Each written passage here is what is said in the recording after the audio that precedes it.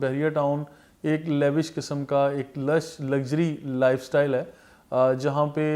मैं समझता हूँ कि लोगों को हम अट्रैक्ट करते हैं, इनवाइट भी करते हैं, और इसके साथ साथ इन्वेस्टर्स के लिए बहुत अच्छा हब है। और हमारे ओवरसीज़ की जो इन्वेस्टमेंट है यहाँ पे, या फ्रॉम ऑल ओवर पाकिस्तान, कहीं भी जब किसी भी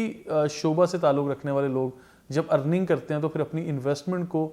मेरा ख्याल है रियल स्टेट में ही आके पार्क करते हैं। तो Bahria town is one of them. जब रियल स्टेट में नए ट्रेंड्स लाने वाला बहरिया टाउन है, नई चीज़ों को मुतारिफ़ करवाने वाला बहरिया टाउन है, नए अंदाज से रियल स्टेट को एज एन इंडस्ट्री मैं समझता हूँ इसका दर्जा दिलवाने वाला बहरिया टाउन है, जिन्होंने पाकिस्तान की रियल स्टेट की तारीख बदल के रख दी। बहुत सारी चीज़ें ऐसी होती हैं जो कुदरती किसी भी शख्सियत के अंदर होंगी, तो वो मैं समझता हूँ कि कुछ सलाहियतें अल्लाह की तरफ से ही थी, और कुछ उसी अपने टैलेंट को डिस्कवर करना पड़ता है और फिर लर्न करना पड़ता है। किसी भी चीज़ के लिए आपको प्रैक्टिस करनी पड़ती है, बाकायदा सीखनी पड़ती हैं, और फिर एक टाइम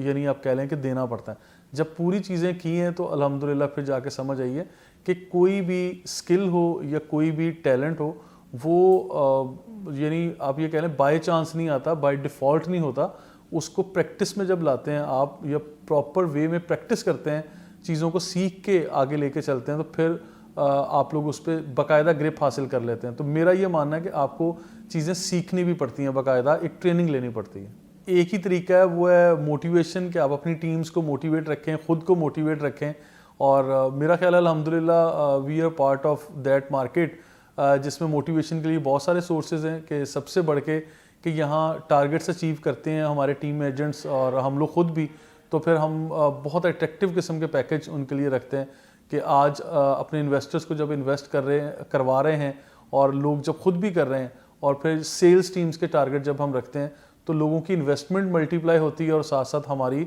जो टारगेट्स हैं वो अचीव होते हैं। तो फिर इससे हमारी पूरी की पूरी टीम जो है वो मोटिवेटेड रहती है। हम लोग जब मार्केट डाउन होती है, या बहरान का आप लोग बात कर रहे हैं, तो उसमें मैं समझता हूँ ऐसा जो टाइम होता है वो सीखने और सिखाने का अमल होता है। उस टाइम फ्रेम में हमें ये कह लें कि बेसिक सर्वाइवल की जंग लड़ते हैं, और हम अब खुद को भी और अपने सबऑर्डिनेट या अपने एजेंट्स को कह लें, हम लोग इसी चीज़ की तलकीन करते हैं बाकायदा, कि आप लोगों को इस टाइम फ्रेम में किस तरह से सर्वाइव करना है, किस तरह से चीज़ों को लर्न करना है। और अपने यही वो फ्री टाइम होता है जब आप लोग अपनी प्रोफेशनली ये कह लें कि अपनी प्रोडक्ट नॉलेज हासिल करते हैं, अपने प्रोफेशन के बारे में बहुत सारी चीज़ों को आप लोग सीखते हैं, कुछ नए अंदाज में करने की कोशिश करते हैं। मेरा आंसर थोड़ा लंबा होगा, लेकिन मैं इस तरह से बात करता हूँ कि जब रूटीन में आप लोग एक काम को प्रैक्टिस कर रहे हैं, आप किसी भी प्रोफेशन से आप लोगों का ताल्लुक है, रूटीन के मामलात में आपके पास टाइम ही नहीं होता, वक्त ही नहीं निकाल पाते आप, ना अपने लिए ना अपनी टीम्स के लिए, कि आप लोग लोगों को सिखाएं और ख़ुद भी सीखें। जब एक ब्रेक आती है, जबकि मार्केट में बहरान आता है, क्राइसिस आते हैं, या मार्केट स्लो डाउन हो जाती है, तो उस टाइम फ्रेम में हमें ये जानने का, जांच पड़ताल करने का मौका मिलता है कि हम कहाँ लैग कर रहे हैं, हमारे अंदर कौन सी जगह पे कमियां हैं, कौन से नेगेटिव एस्पेक्ट हैं, किस चीज़ को हमने इम्प्रूव करना है, कहाँ कहाँ इम्प्रूवमेंट की मज़ीद गुंजाइश बाकी है। क्राइसिस आते हैं तो फिर उस टाइम इन्वेस्टर्स को भी आइडिया है कि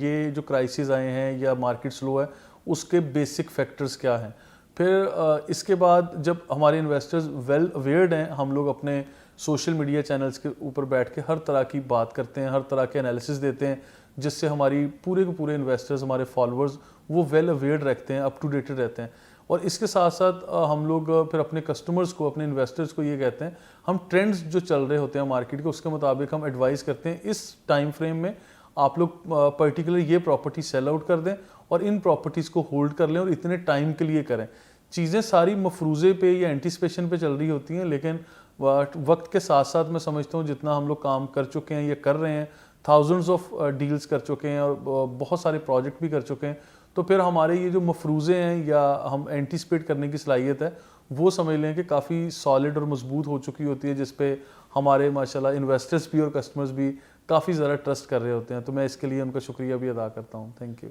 इन्वेस्टमेंट का जब वर्ड आता है और जब फ्यूचर में आप इन्वेस्ट कर रहे हैं, तो बहरिया टाउन 2 यानी BTK 2 का आप नाम ले रहे हैं। BTK 2 is a long term planning, और जब भी लॉन्ग टर्म प्लानिंग की बात आती है और फ्यूचर में जाके आप इन्वेस्ट कर रहे हैं, तो BTK 2 में कमर्शियल प्रॉपर्टीज़ और विलाज और छोटे साइज़ के residential plot is the best investment. अगर आप अपने आज में इन्वेस्ट कर रहे हैं, यानी जब आप अपने आज में रहना चाहते हैं यानी शॉर्ट टर्म में आप प्लानिंग करके आपने खुद की रिहाइश करनी है, कोई कमर्शियल बिल्डिंग बनानी है, उसको फटाफट सेल करना है और अपनी इन्वेस्टमेंट को डेवलप करना है। आपने बहुत लंबे चौड़े प्लान के मुताबिक इंस्टॉलमेंट प्लान आपको हासिल करने की ज़रूरत नहीं है। वन शॉट पेमेंट करें और अपनी रिहाइश भी करें, अपना बिजनेस भी शुरू करें। उन सब चीज़ों के लिए आपके लिए बेहतरीन मौका BTK1 में मौजूद है। BTK1 में कोई भी मेरा ख्याल है ऐसा प्लान नहीं है कि आप लोगों को इंस्टॉलमेंट प्लान पे कोई एक सिंगल प्रॉपर्टी भी मिलेगी, जिसे हम लोग यहाँ बेंगलोस कह लें, प्लॉट्स कह लें, या अपार्टमेंट्स वगैरह कह लें। हाँ, प्राइवेट बिल्डर्स ज़रूर कर रहे हैं, लेकिन बहरिया टाउन की तरफ से ऑफिशियली इस तरह का कोई इंस्टॉलमेंट प्लान मौजूदा नहीं है। BTK2 is the only option for long term investors. जो BTK2 भी मेरा ख्याल है कि इस पूरे खित्ते की तारीख को बदल के रख देगी, क्योंकि यहाँ पे अपकमिंग जो प्रोजेक्ट्स हैं एयरपोर्ट के हैं, और फिर इस तरफ जो मलीर एक्सप्रेस वे आ रहा है, शौकत खानम हॉस्पिटल जो DHA सिटी के अंदर बन रहा है और आज उसका आउटडोर फंक्शनल भी हो चुका है। तो बहुत सारी चीज़ें ये आने वाले चंद सालों में, यानी 5 से 7 सालों में इस पूरे खित्ते की तारीख बदल जाएगी इंशाल्लाह। अभी ओवरसीज़ का सबसे पहले मैं फीडबैक शेयर करना पसंद करूँगा कि हमारे ओवरसीज़ कस्टमर जितने भी मुझे UAE में मिले, UAE के मुख्तलिफ एरियाज़ में, मुख्तलिफ बैकग्राउंड और मुख्तलिफ फील्ड से जिनका ताल्लुक था, लेकिन फीडबैक सेम ही था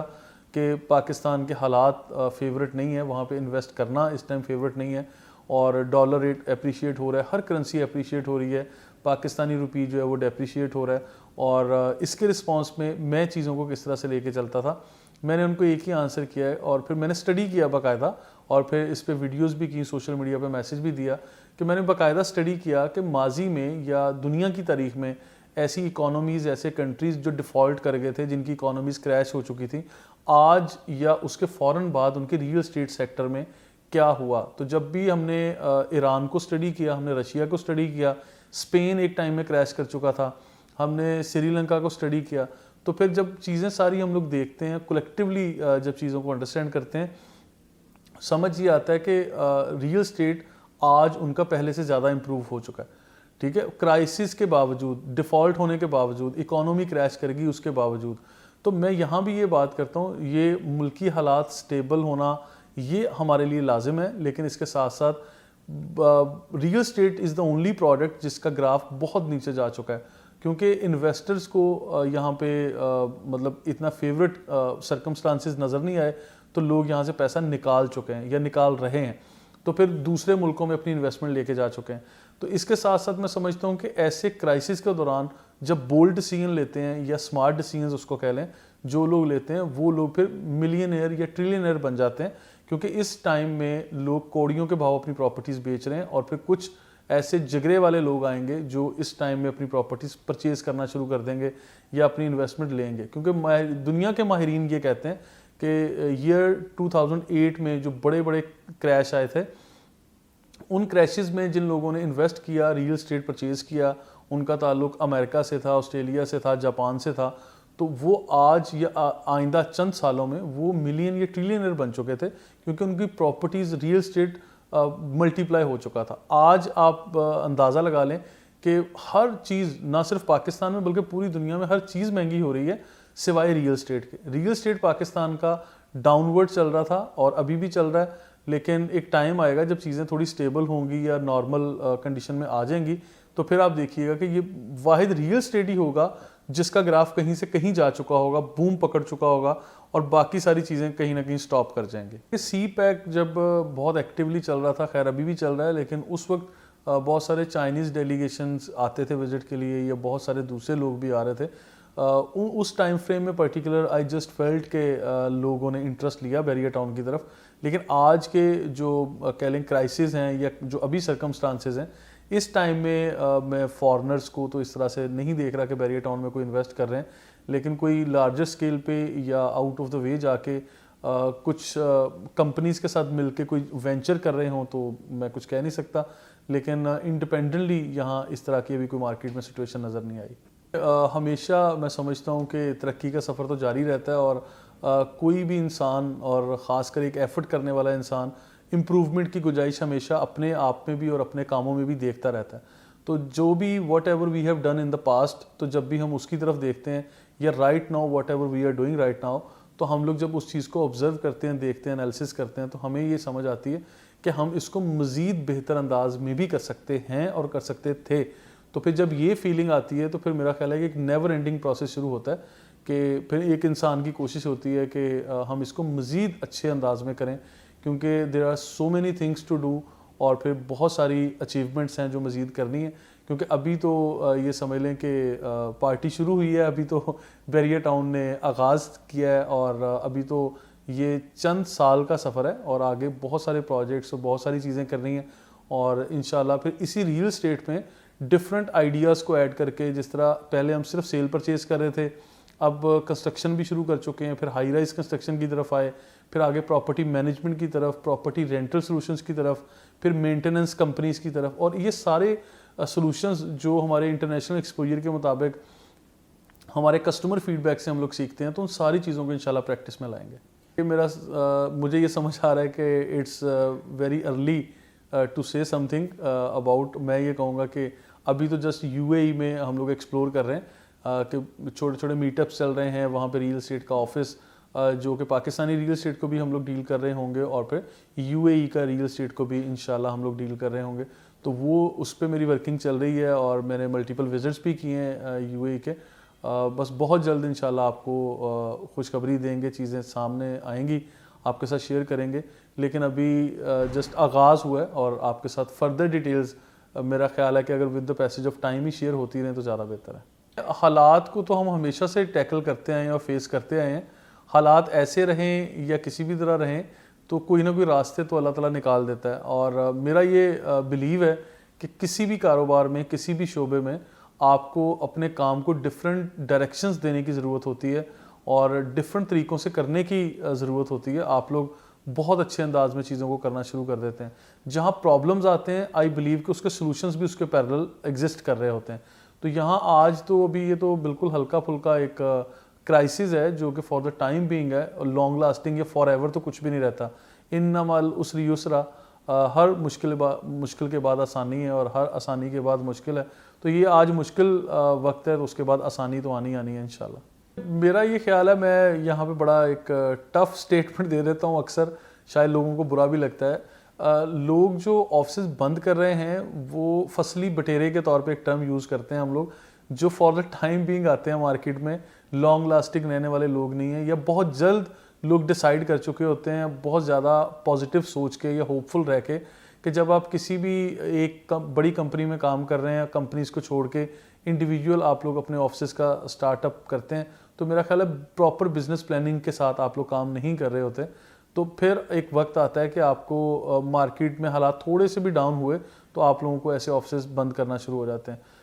क्योंकि इस ऑफिस में दिखावा बहुत है, इस रियल एस्टेट की फील्ड में बहुत सारा दिखावा है। आप लोगों को बड़ी बड़ी गाड़ियाँ दिखानी है, बड़े चमकते दमकते ऑफिस दिखाने हैं, तो लोग बहुत ज़्यादा ओवर एक्सपेंस कर देते हैं और सादगी से या कह लें म्याना रवि से नहीं चलते, अपनी बहुत सारी चमक धमक के ऊपर बहुत सारा पैसा लगा देते हैं। तो फिर मेरा ख्याल है कि वो चीज़ें सीजनल होने के तौर पे चीज़ें चलती हैं। और आई बिलीव कि अगर आप प्रोग्रेस कर रहे हैं, आप बहुत अच्छा कर रहे हैं, आप स्टेप बाय स्टेप चीज़ों को करें, तो उन चीज़ों में बरकत भी होती है और वो लॉन्ग लास्टिंग भी होती हैं। लीडर्स को मेरा ख्याल है कि जो स्टेप्स लेने हैं उसमें पहले अपने आप को मोटिवेट रखना है, फिर अपनी टीम को मोटिवेशन देने का हर मुमकिन तरीका इस्तेमाल करना है। और फिर ट्रेनिंग्स मैं तो आजकल जो मैं खुद प्रैक्टिस कर रहा हूँ दैट इज़ ट्रेनिंग। हम लोग प्रोडक्ट नॉलेज देते हैं जो एथिकल प्रोफेशनली हम लोग इनरिच करने के लिए अपनी टीम्स के साथ कर सकते हैं, वो सारे स्टेप हम लोग लेते हैं। अपनी टीम्स को हम लोग ज़्यादा अच्छे तरीके से एजुकेट करने की कोशिश करते हैं,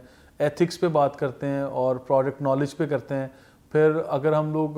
पहले किसी एक अंदाज में अपनी फील्ड को या अपने प्रोफेशन को लेके चल रहे हैं तो इनको मल्टीपल वेज में करने की कोशिश करते हैं और मुख्तलिफ एरियाज़ को टारगेट करते हैं कि हम लोग सिर्फ सेलिंग नहीं, फिर बाइंग पे भी बात करते हैं, फिर सिर्फ बाइंग नहीं, हम सेलिंग पे, रेंटल सॉल्यूशंस पे, कंस्ट्रक्शन पे, और फिर जो आप कह लें कि डेकोरेशन पे, जो इंटीरियर डिज़ाइन पे, बिजनेस प्लानिंग्स पे, इन्वेस्टमेंट मैनेजमेंट्स पे, बहुत सारे टॉपिक्स हैं जो आज रियल एस्टेट इंडस्ट्री का हिस्सा बन चुके हैं। तो इसमें बहुत सारी चीज़ें करने को अगर हम लोग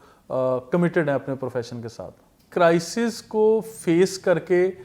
मैं समझता हूँ जो लोग पॉलिश हो के सामने आते हैं, असल सर्वाइवल के वे आउट, नए नए वे आउट प्रैक्टिस कर चुके होते हैं। तो मेरा ये ख्याल है कि वो सर्वाइवल के वो लम्हात होते हैं या उस टाइम में नई सीखी गई वो चीज़ें होती हैं जो आपको एक आम इंसान से लीडर बनाती हैं। तो मेरा ये ख्याल है कि अगर स्टेबल हालात रहें, नॉर्मल हालात रहें, आप अपने कंफर्टेबल जोन में रहें, तो आप लीडर नहीं बन सकते।